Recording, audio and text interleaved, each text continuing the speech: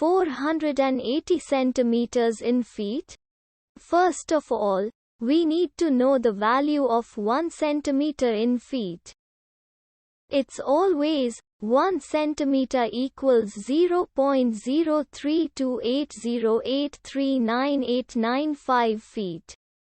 Now we have to multiply 0.03280839895 by 480. Therefore, 480 centimeters times 0.03280839895 feet equals 15.7480314996 feet.